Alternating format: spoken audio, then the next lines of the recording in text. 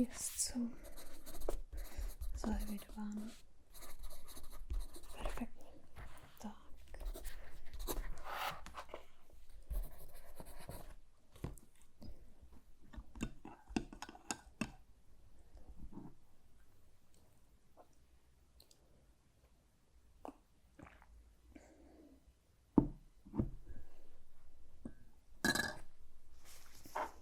Dobrý den.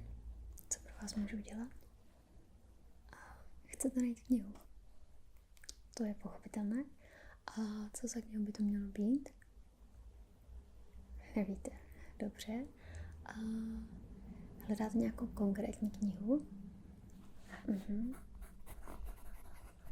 Autora znáte? Neznáte? Dobře. A mohl byste mi říct něco konkrétnějšího?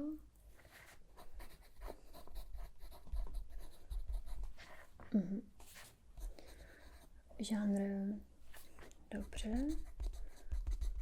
Fantasy, drama, temné. Dobře. Víte zhruba z jakého období?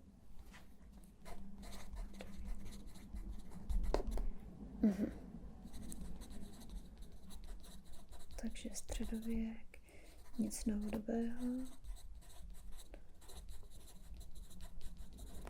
Náhodou na název té knihy si nevzpomenete, že jo? Jo, to jsem si myslela. Nic se neděje. To dohledám i tak. A jména postav náhodou neznáte?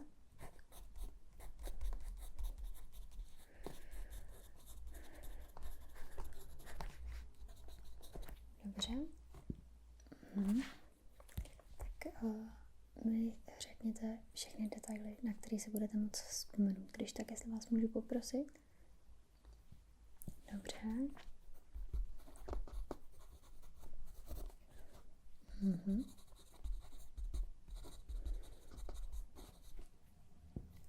Takže je tam nějaký druh magie, dobře.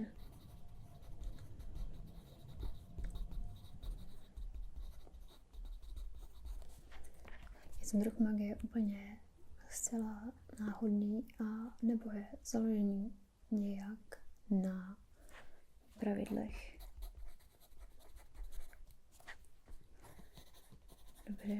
Dobře. Takže něco jako založený na našich fyzikálních zákonech. Tak já to chvíli nechte popřemýšlet.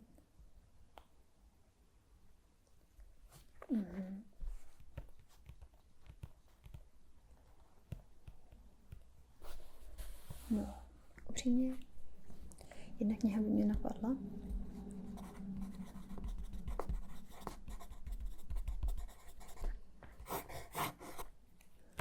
Jmenuje se Jméno větru, je od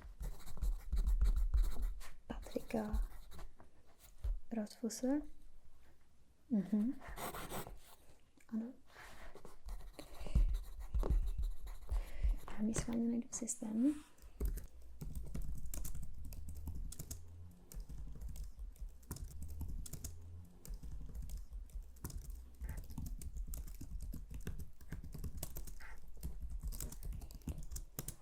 Takže aktuálně v knihovně máme.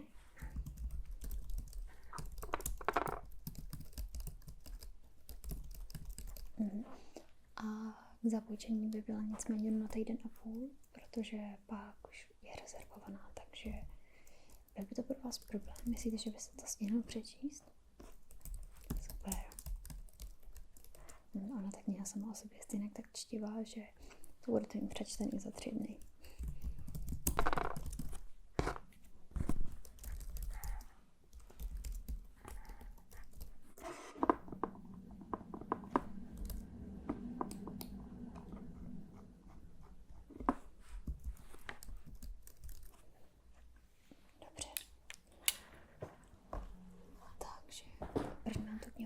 Zkontroluji, jestli je všechno v pořádku a potom, co to zkontroluji, tak vám po případě vydám.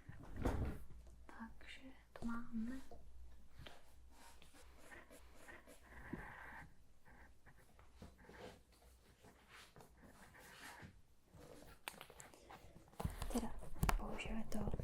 jedna z nejoblíbenějších knih, co tady máme, je velice často půjčovaná a čtená. Bohužel víte, lidé, kteří si půjčují, s ní nezachází většinou úplně správně, takže se tam jaksi rozpadá vazba. To se ještě budu muset spravit. Vlastně než vám ji vydám, tak se na to ještě kouknu. Napíšu si všechny chyby, aby jsme vám potom nenaučtovali nějakou sazbu navíc za opotřebování.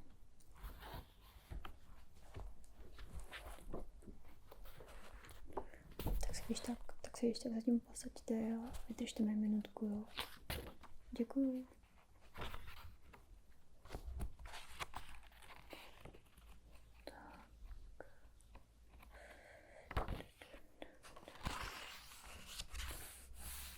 Tady vlastně už od strany 617.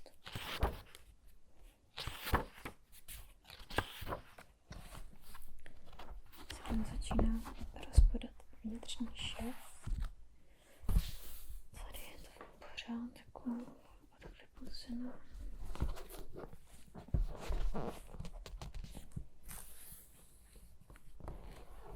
Dobře, tak. Já si to schválně zapíšu.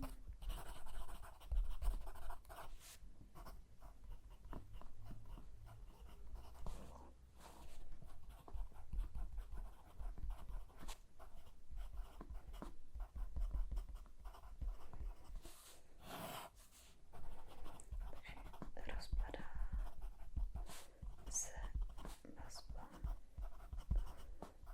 od strany 617. Chybí přední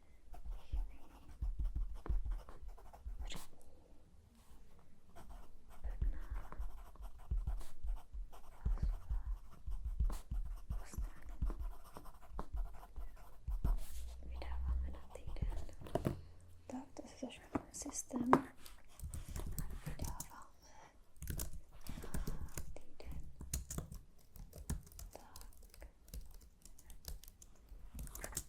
Perfektní.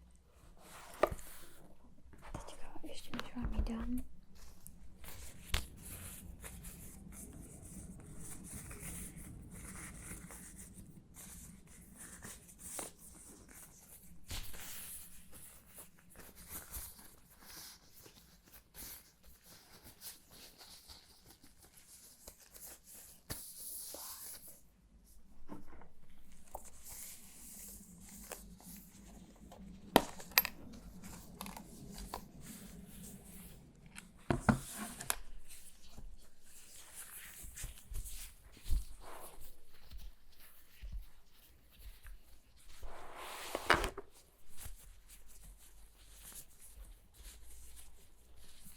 tak si jenom vyseju přebytečný olej.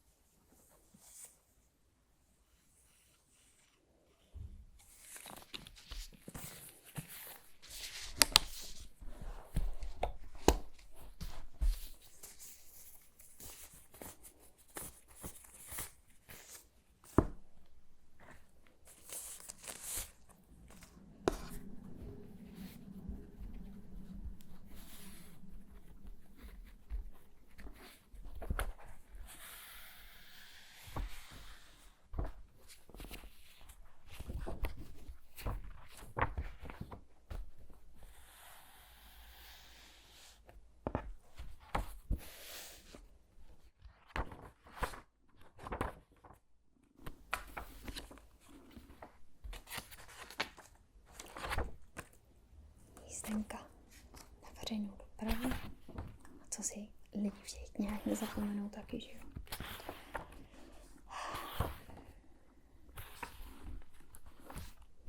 Tak jo. A tím pádem knihu jsem zkontrolovala, všechny informace jsem napsala do systému, takže po případě, až to budete vracet, můžete mít v klidu a nebudete vlastně vůbec nic platit z toho vlastně, co už teďka jako na té knize je.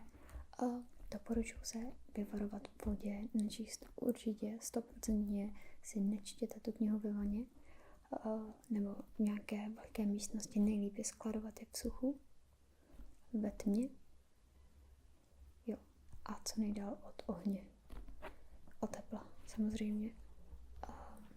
To jsou takové nepřátelé, úhlavní nepřátelé knih. Ano, víte, výtisku tyhle konkrétní knihy není zas tak moc, takže by bylo skvělý, kdybyste o ní fakt pečovali, jak kdyby to bylo vaše, jak kdyby to bylo vaše dítě. Tak jo, tím pádem knihu vám předávám. Tady si můžete vzít. Super. A chci se zeptat, budete ode mě chtít ještě něco? Maximálně telefonní čísla. Já se omlouvám, vám dát nemůžu. Ne, mám přítele, ale děkuju. To je pro vás moc milý. Jo. Samozřejmě ještě vám dám lísteček.